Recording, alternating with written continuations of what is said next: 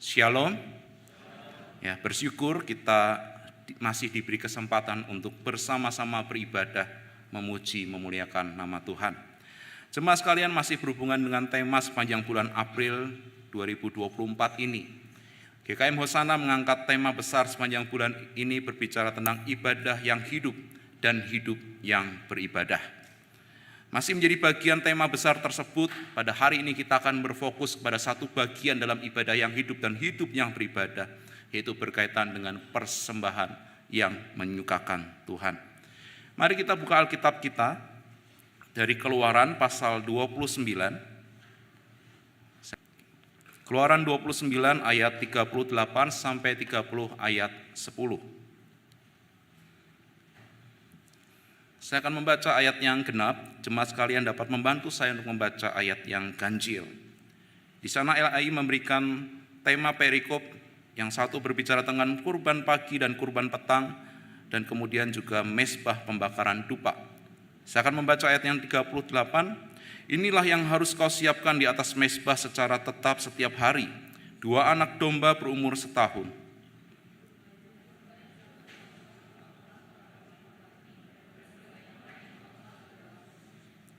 Bersama domba yang satu itu kau persembahkan 1/10 eva tepung terbaik dicampur dengan 1/4 hin minyak dari zaitun yang ditumbuk, dan kau persembahkan juga 1/4 hin anggur sebagai kurban curahan.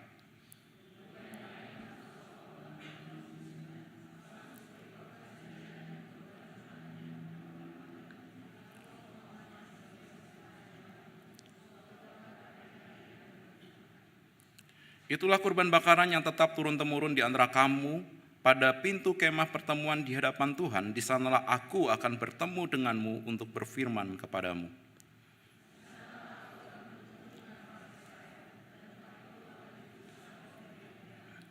Aku akan menguduskan kemah pertemuan dan mezbah itu, dan aku akan menguduskan Harun dan anak-anaknya, supaya mereka melayani sebagai imam bagiku.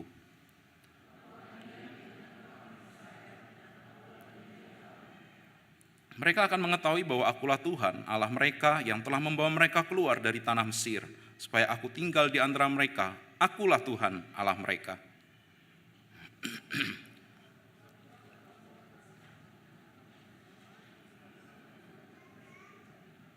Sehasta panjangnya dan sehasta lebarnya sehingga menjadi 4 persegi, tetapi tingginya 2 hasta dan tanduk-tanduknya harus menyatu dengan mezbah itu.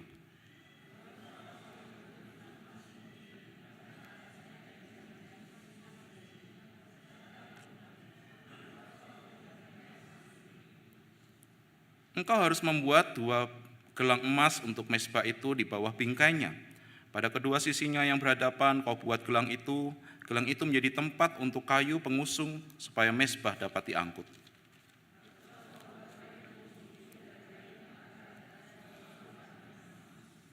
Mezbah itu harus kau taruh di depan tabir yang di hadapan tabut hukum, di depan tutup pendamaian yang di atas loh batu, loh hukum, tempat aku akan bertemu dengan engkau.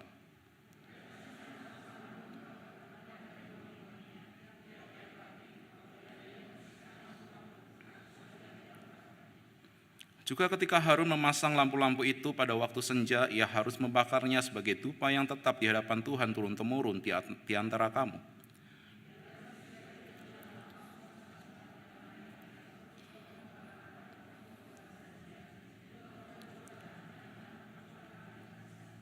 Setahun sekali Harun harus mengadakan pendamaian di atas tanduk-tanduknya. Ia harus mengadakan pendamaiannya pada mezbah itu setahun sekali dengan darah kurban penghapus dosa.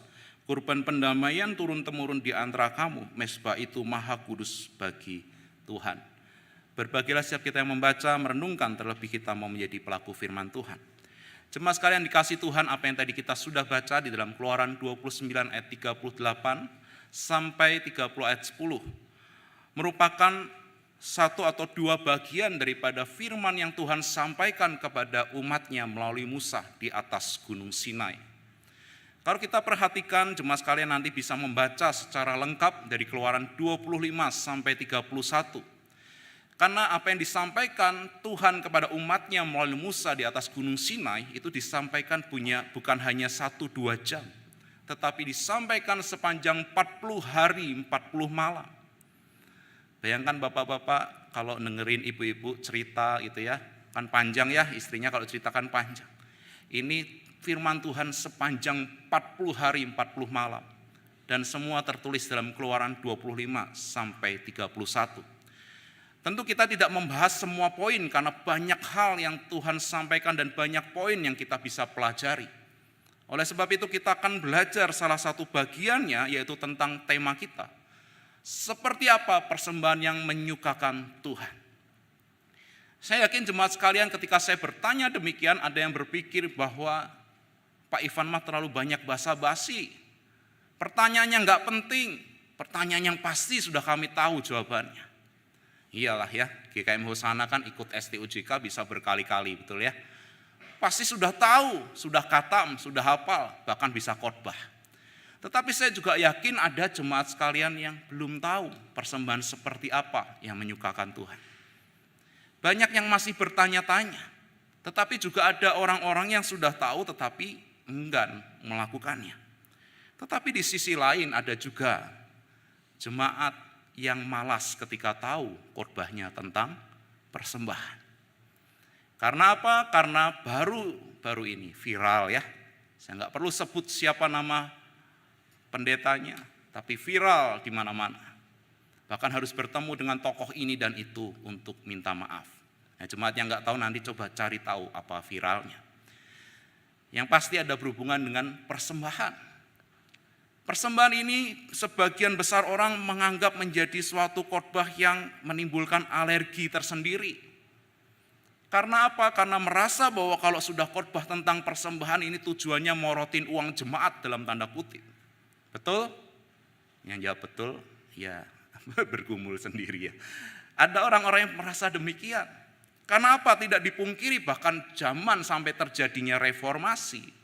Cikal bakal terjadinya reformasi gereja disebabkan karena apa?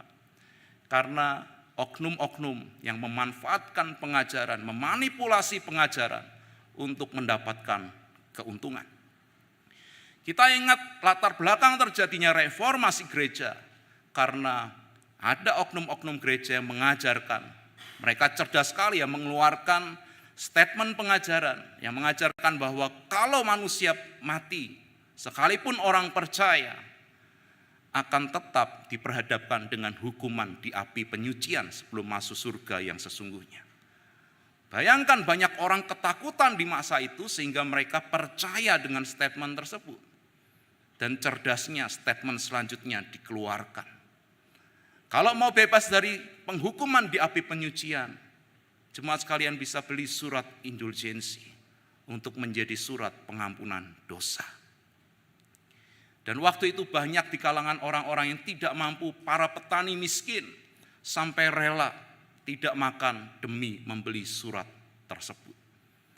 Singkat cerita pada akhirnya Martin Luther dan kawan-kawan mengeluarkan 95 dalil dan terjadilah reformasi gereja. Pengajaran-pengajaran yang manipulatif ini bukan hanya terjadi di masa lampau, bahkan di zaman sekarang. Bukankah banyak oknum-oknum gereja yang mengajarkan tentang cashback? Ya. Kalau dulu ibaratnya bahasanya masih bahasa yang panjang, yaitu kalau memberi persembahan dalam jumlah besar, maka kamu akan mendapatkan 100, 200, 700 kali lipat lebih besar. Sehingga banyak orang, apalagi mungkin bagi orang yang suka cashback ya, pasti memberi lebih banyak dengan harapan dapat cashback. Hal ini bukan omong kosong karena pernah terjadi ketika itu saya SMA, dialami oleh teman saya yang masih SMA. Teman saya ini beribadah di salah satu gereja. Saya nggak sebutkan gerejanya cukup besar. Teman saya ini ibadah, kemudian singkat cerita oknum ini menyampaikan khotbahnya dan mendorong jemaat dan menyampaikan bahwa berikan persembahan, maka kamu akan diberkati berkali-kali lipat.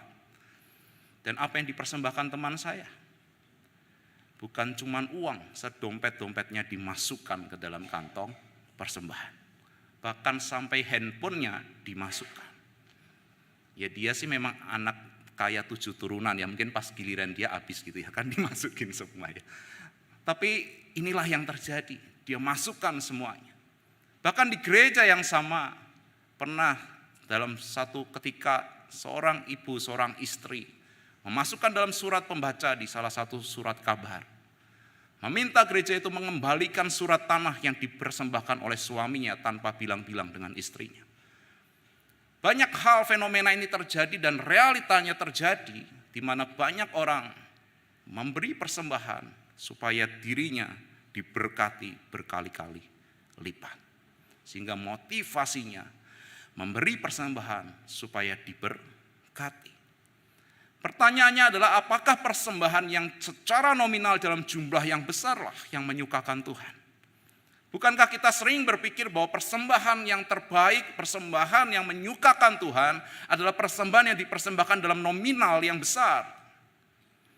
Entah itu 1 juta, 2 juta, 1 triliun, 3 triliun, bahkan mungkin hasil korupsi pun dipersembahkan. Apakah menganggap bahwa persembahan demikianlah yang menyukakan Tuhan? Tetapi kita harus ingat bahwa seorang janda yang dikisahkan dalam kitab Injil, dia mempersembahkan hanya 2 peser. 2 peser ini uang yang sangat kecil dibanding orang-orang yang memberi persembahan di kala itu. Tapi Tuhan Yesus berkata apa? Persembahan janda ini jauh lebih besar dibanding yang lainnya.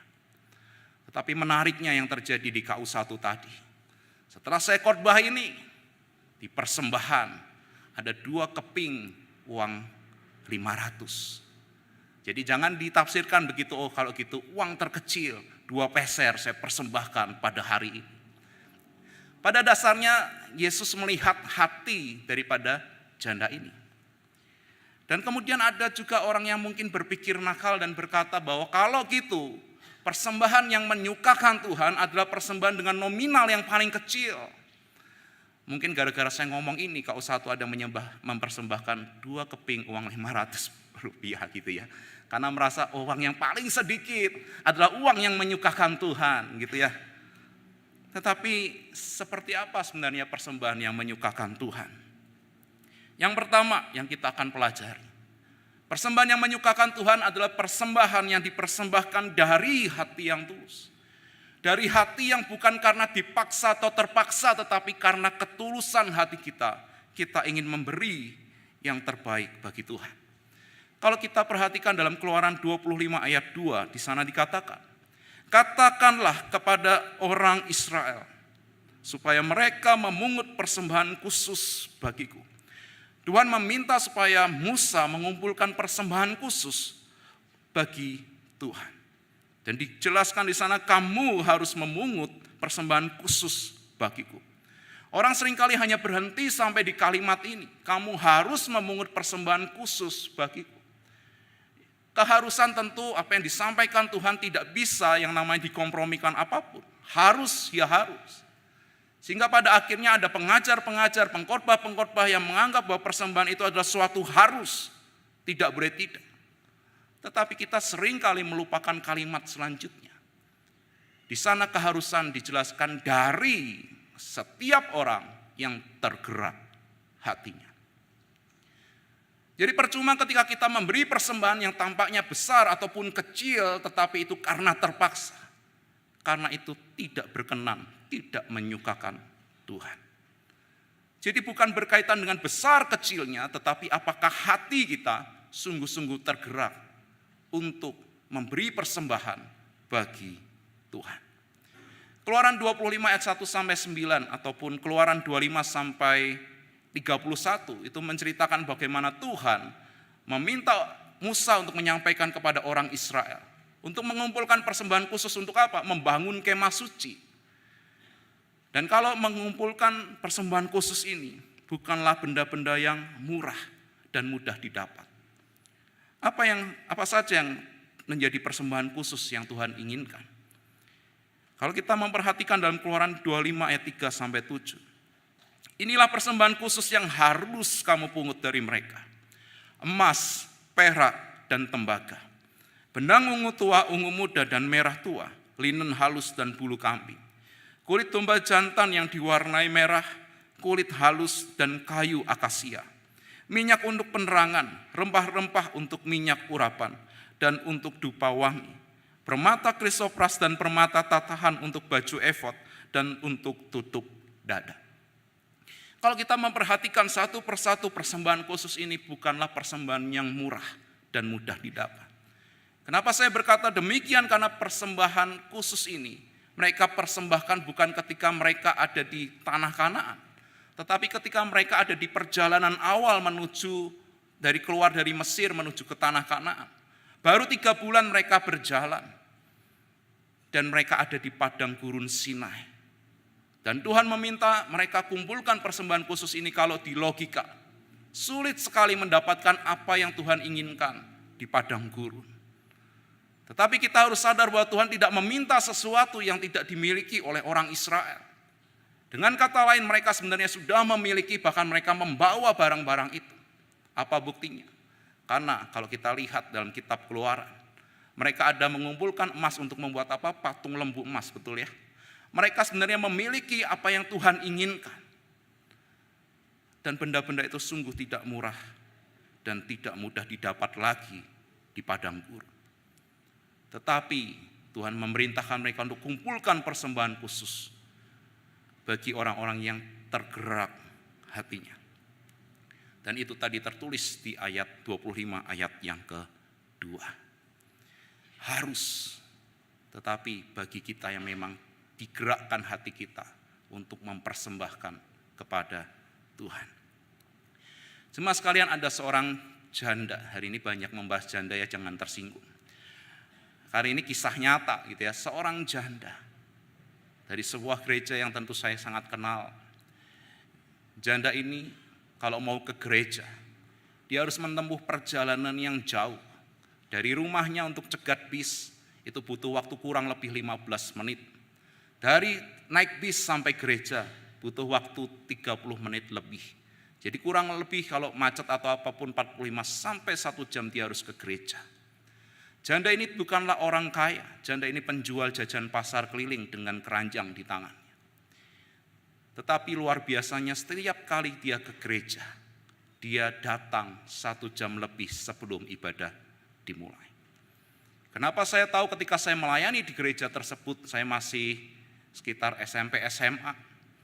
Saya melayani di ibadah pertama itu di gereja itu kalau ibadah sekitar jam 6:30. Saya datang jam 5 untuk menyiapkan multimedia, saya dulu pelayanan multimedia. Saya datang jam 5, 1 jam lebih sebelum ibadah dimulai.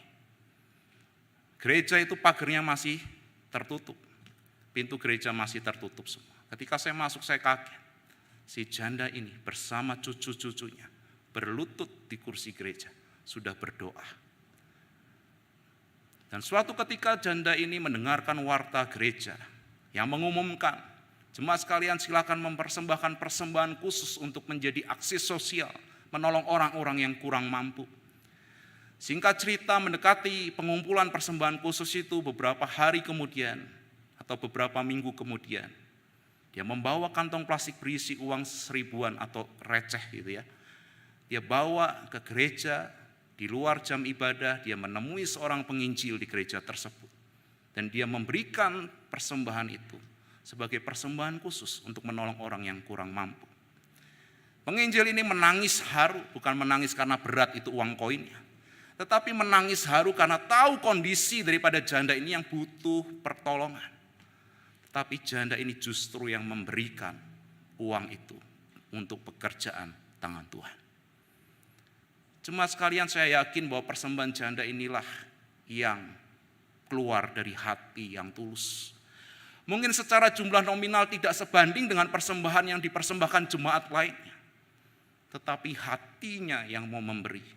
Hatinya yang mau supaya uangnya ini dipakai untuk pekerjaan Tuhan bagi gereja Tuhan. Sungguh-sungguh memberkati, sungguh-sungguh menjadi teladan bagi banyak orang.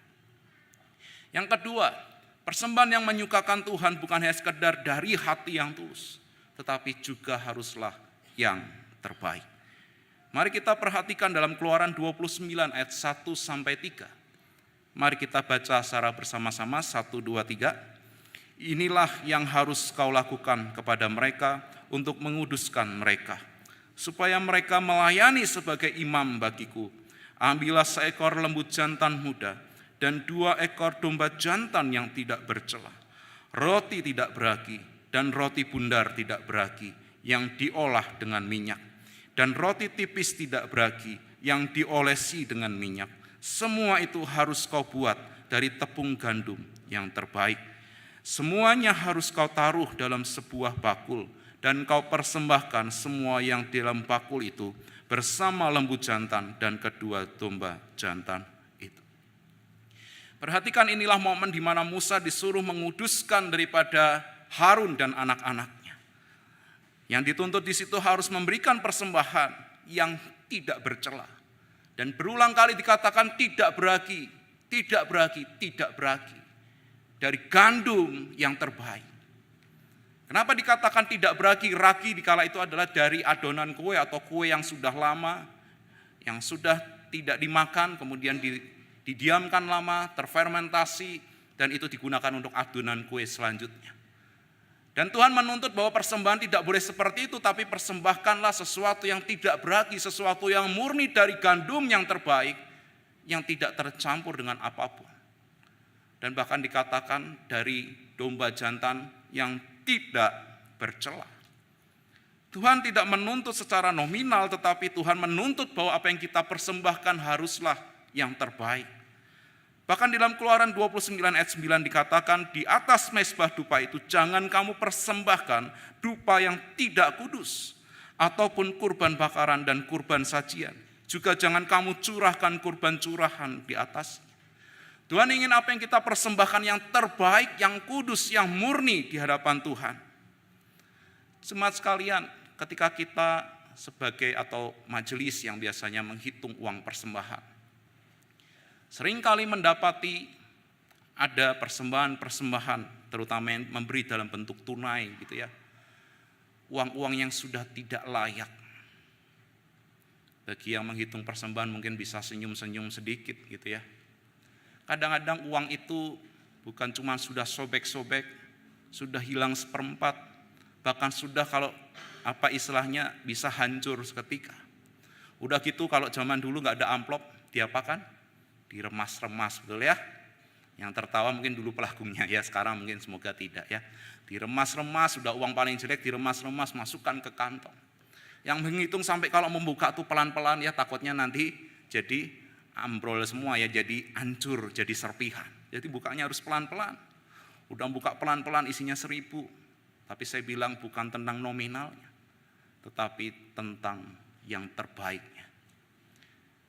Ketika kita memberi persembahan dalam bentuk uang, sudahkah kita mempergumulkannya di rumah kita masing-masing terlebih dahulu? Sudahkah kita bertanya, Tuhan berapa yang hendak supaya bisa saya persembahkan untuk pekerjaan Tuhan bagi gereja? Sudahkah kita bertanya? Atau kita mencari uang terkecil di dompet kita untuk kita persembahkan bagi Tuhan? Atau kita mencari uang yang terburuk daripada ngotor-ngotorin dompet, masukkan ke kantong persembahan? Mungkin kita sebagian ada yang tersenyum, tetapi inilah realita yang masih saja terjadi. Jemaat sekalian, di dalam ruang lingkup lain persembahan bukan hanya dalam konteks uang, tetapi kita sebagai jemaat, sadarkah kita ibadah kita juga persembahan di hadapan Tuhan? Bagaimana ketika kita hadir di dalam ibadah? Sudahkah kita mempersiapkan baik-baik sebelum kita beribadah di hari Minggu? Sudahkah kita bertanya kepada Tuhan, bergumul pakaian apa yang hendak kita pakai? Sudahkah kita persiapkan pakaian kita baik-baik sebelum hari Minggu? Atau kita di hari Minggu 15 menit sebelum waktunya ibadah, kita cabut pakaian apapun yang ada di lemari, cup-cup pokoknya pakai. Habis gitu ternyata lubang di sana sini, bahkan kurang bahan di sana sini, atau kucel atau selain sebagainya. Berbicara tentang ibadah juga berbicara tentang waktu ketika kita hadir. Apakah ketika kita hadir dalam ibadah, kita sudah hadir jauh sebelum waktu ibadah dimulai? Banyak kan orang alasannya apa? Parkirannya susah Pak Ivan. Sebenarnya tidak ada alasan kalau kita benar-benar mempersiapkan diri kita untuk beribadah. Kita pasti bisa men-spare waktu berapa lama cari parkir, berapa lama saya harus di parkiran, berapa lama saya harus berkeliling, berapa lama saya harus berjalan dari BTC ke sini. Kalau kita perhitungkan semua itu, maka kita sudah mempersiapkan yang terbaik. Dan kita harus hadir jauh sebelum ibadah dimulai. Seorang janda miskin yang tadi saya sharingkan, itu kisah nyata yang menjadi teladan dalam hidup saya. Maka kalau saya datang ke gereja, biasanya kalau nggak ada halangan 1 jam sebelum saya sudah hadir. Sedekat-dekatnya setengah atau seperempat, tapi biasanya 1 jam sebelum ibadah. Seorang janda yang menjadi teladan dalam hidup saya.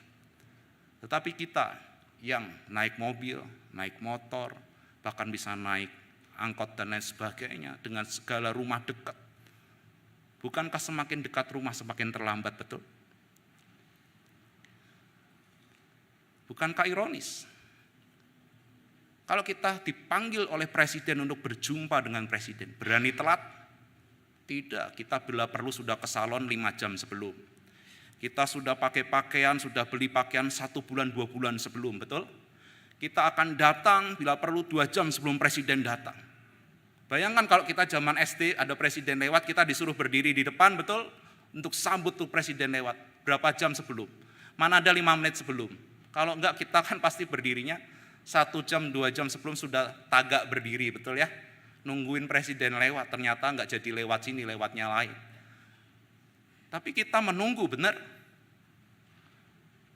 Tetapi dalam ibadah apa yang kita lakukan?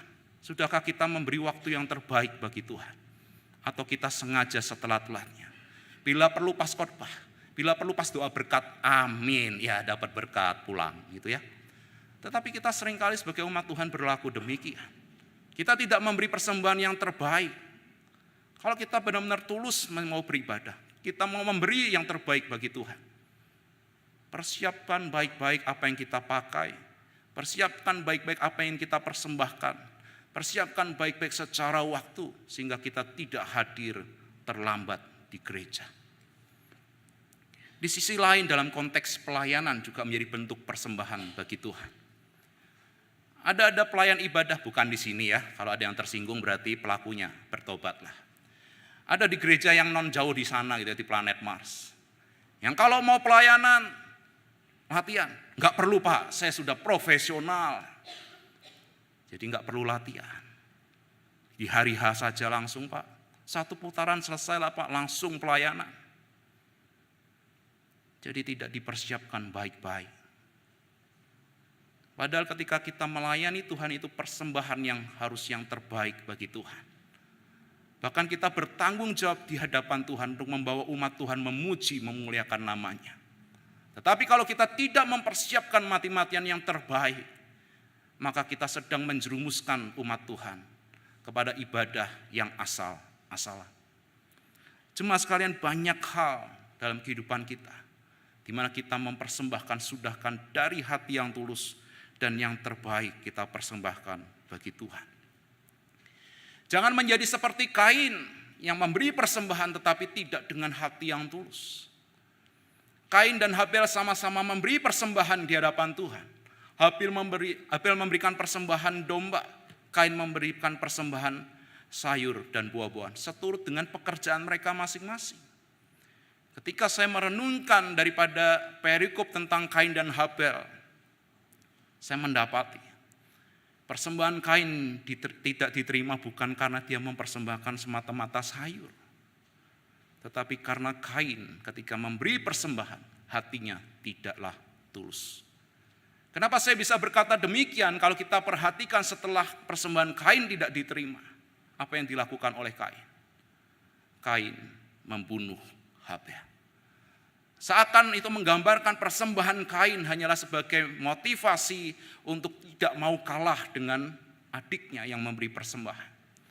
Bukankah terkadang kita memberi persembahan karena merasa gengsi? Wah, teman saya ngeliatin, terpaksa lah ini 1 juta aku persembahkan. Wah, enggak dilihatin. Kayak tadi pagi ya, 500 perak 2 keping.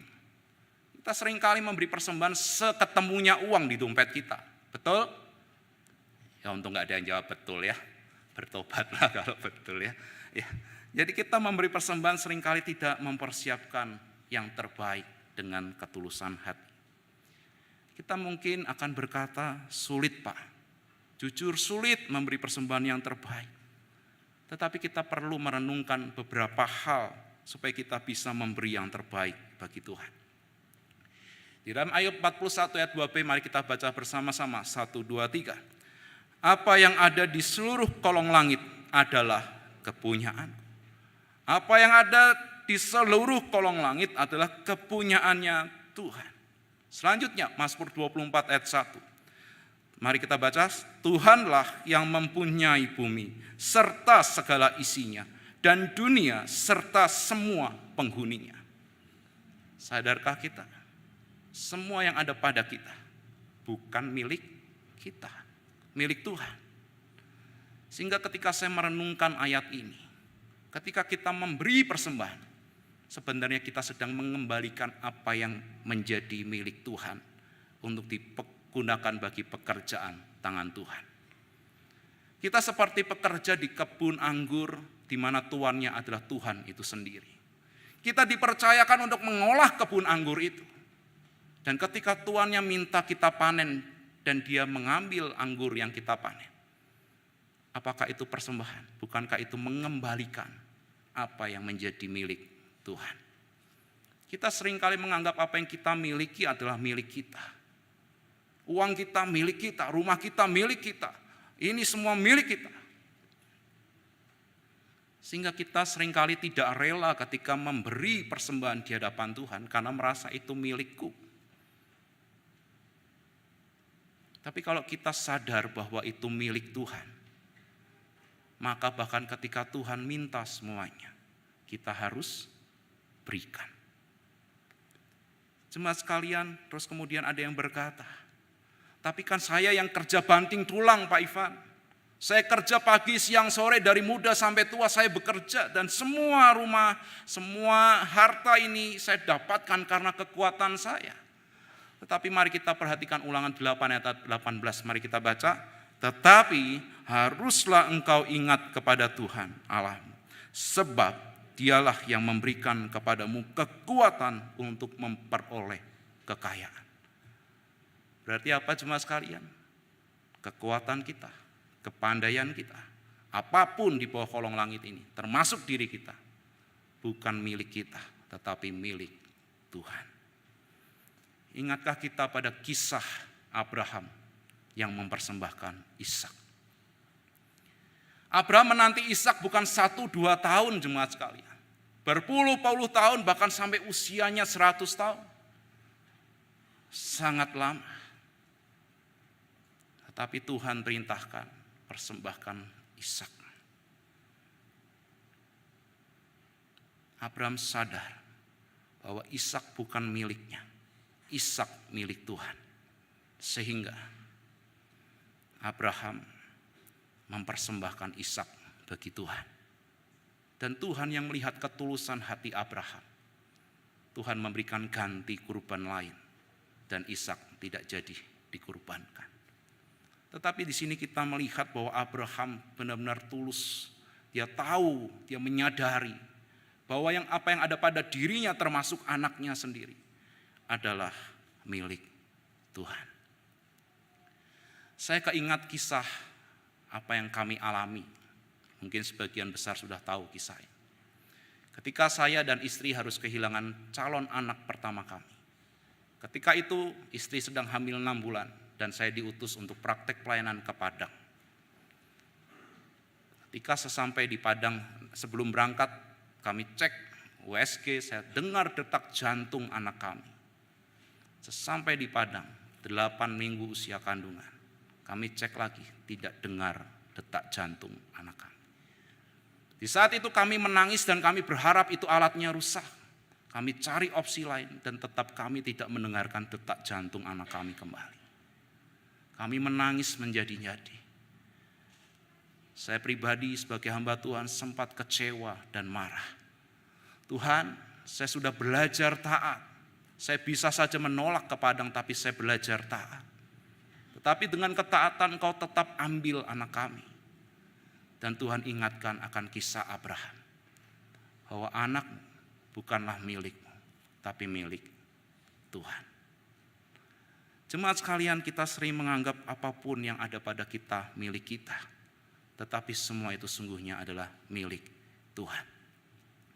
Bahkan kalau kita renungkan, diri kita sebenarnya sampah dan manusia yang pantas dihukum, dibinasakan. Tetapi Kristus dengan kasih yang begitu besar, dia rela lahir ke dunia. Dia rela mati bagi setiap kita yang percaya kepadanya. Kita yang dahulu adalah budak dosa dan siap dihukum dalam kekekalan. Tetapi dengan kasih Tuhan kita diselamatkan. Kita telah dibeli bukan hanya dengan uang 1.000, 2.000, 1 juta, 1 triliun, bukan. Dengan nyawa Kristus, dia tebus kita. Kita yang tadinya budak dosa, menjadi hamba-hamba Allah, bahkan menjadi anak-anak Allah. Zaman dahulu budak itu harus memenuhi 100% apapun yang tuannya perintahkan. Padahal seorang tuan kala itu membeli budak hanya dengan uang berapa peser ataupun sedikit. Kita dibeli dengan darah Kristus. Tetapi kita seringkali enggan menyerahkan hidup kita sepenuhnya taat pada perintah Tuhan. Sampai titik ini kita belajar memberi persembahan yang menyukakan Tuhan haruslah dari hati yang tulus. Dan persembahan yang dipersembahkan dengan hati yang tulus pasti dipersembahkan dengan yang terbaik. Yang ketiga, persembahan yang menyukakan Tuhan adalah menjaga kekudusan hidup kita. Mari kita perhatikan dalam Keluaran 29 ayat 43 sampai 44. Mari kita baca bersama-sama. 1, 2, 3. Di sanalah aku akan bertemu dengan orang Israel, dan tempat itu akan dikuduskan oleh kemuliaanku. Aku mezbah itu, dan aku akan menguduskan kemah pertemuan dan mezbah itu. Aku akan menguduskan Harun dan anak-anaknya, supaya mereka melayani sebagai imam bagiku. Dahulu orang kalau mau berjumpa dengan Tuhan dan Tuhan hadir di tengah-tengah umatnya, kemah suci itu benar-benar harus dikuduskan dan setiap orang yang hadir harus mempersembahkan kurban untuk pengudusan. Jemaat sekalian, kita sekarang ini tidak perlu melakukannya. Bahkan kalau kita perhatikan dalam Keluaran 30 ayat 10, setahun sekali Harun sebagai imam harus mengadakan pendamaian di atas tanduk-tanduknya. Ia harus mengadakan pendamaian pada mezbah itu setahun sekali dengan darah kurban penghapus dosa. Kurban pendamaian turun-temurun di antara kamu. Mezbah itu maha kudus bagi Tuhan. Coba bayangkan betapa luar biasanya. Kita nggak perlu bawa kambing domba dan lembu, betul? Kalau bawa kambing domba dan lembu ke gereja, kita percaya gereja ini beraromanya tidak seperti saat ini. Dan bisa bayangkan kami sebagai para hamba Tuhan, berapa banyak nyawa yang kami sembelih, yaitu nyawanya kambing domba dan lembu. Kita tidak perlu melakukan, kenapa? Karena Kristus telah menggantikan kurban-kurban itu. Kristus telah menjadi satu-satunya korban yang sempurna, yang sejati, yang dengan totalitas melunaskan setiap hutang dosa kita. Kristus yang menanggung seluruhnya. Kristuslah yang mengorbankan dan mati di atas kayu salib demi kita, anak-anak yang dikasihinya.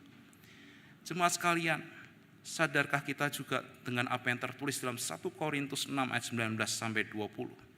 Atau tidak tahukah kamu bahwa tubuh kamu semua adalah bait Roh Kudus yang tinggal di dalam kamu? Roh yang kamu peroleh dari Allah, dan bahwa kamu bukan milik kamu sendiri, sebab kamu telah dibeli dan harganya telah lunas dibayar. Karena itu muliakan Allah dengan tubuhmu. Jemaat sekalian, Kristus telah menguduskan setiap kita. Dia mengorbankan dirinya, dan dia bahkan telah mengutus Roh Kudus untuk tinggal dalam hidup kita. Yang artinya kita, sekalipun kita tidak membangun kemah suci seperti di masa lampau, tetapi sadarkah kita, tempat Tuhan hadir sekarang ini adalah diri kita masing-masing. Roh Kudus tinggal dalam kehidupan kita. untuk menuntun kita, memberikan penghiburan, memberikan kekuatan, memberikan pertumbuhan iman pada setiap kita. Untuk apa? Untuk benar-benar kita jaga. Jika dahulu orang untuk menjaga kekudusan kemah suci, mereka harus membawa kurban. Saat ini diri kitalah kemah suci. Maka kita harus berupaya sekeras mungkin untuk jaga kekudusan hidup, untuk tidak hidup berkubang di dalam dosa. Artinya juga kita harus mempersembahkan hidup kita di hadapan Tuhan. Kita seringkali enggan mempersembahkan hidup kita. Kita seringkali merasa bahwa Tuhan tidak melihat dosa yang kita lakukan. Ingat, Tuhan itu kudus. Dia ingin kita hidup dalam kekudusan. Roh Kudus itu adalah Tuhan yang hidup dalam kehidupan kita. Mari kita jaga kekudusan hidup kita. Mari mulai saat ini kita hidup, memberi persembahan.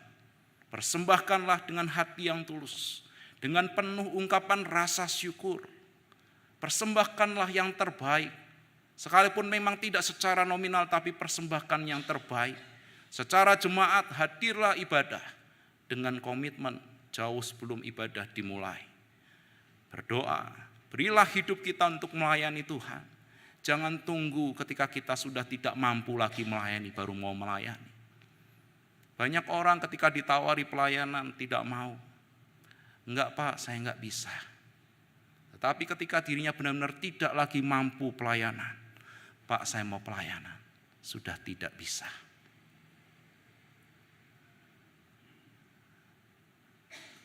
Sadarilah juga bahwa keselamatan itu anugerah yang Tuhan berikan. Sehingga itu bisa mendorong kita memberi yang terbaik dengan ketulusan hati.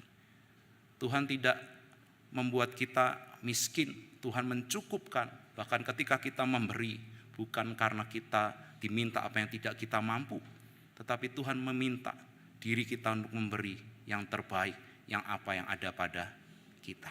Mari kita berdoa. Terima kasih Tuhan untuk perenungan firman hari ini, yang mengingatkan kami bahwa kami harus memberi persembahan yang terbaik. Dari hati yang paling tulus kami harus memberikan persembahan kami. Dan Tuhan tolong kami untuk juga menyadari bahwa seharusnya kami mempersembahkan seluruh hidup kami menjadi persembahan yang kudus. Tolong kami ya Tuhan, untuk menjadi umat Tuhan yang benar-benar hidup dalam kekudusan. Di tengah pencobaan yang begitu banyak di tengah dunia ini, ajar kami tetap bertahan hidup dalam kekudusan. Ajar kami Tuhan untuk terus memberi yang terbaik yang menyukakan hati Tuhan. Inilah setiap kami Tuhan, biarlah firman yang kami dengar benar-benar kami dapat terapkan dalam kehidupan kami. Sehingga melalui kehidupan kami dapat menjadi pancaran terang bagi orang-orang di sekeliling kami. Bahkan bagi orang-orang yang belum percaya kepada Engkau. Di dalam nama Tuhan Yesus Kristus kami berdoa. Amin.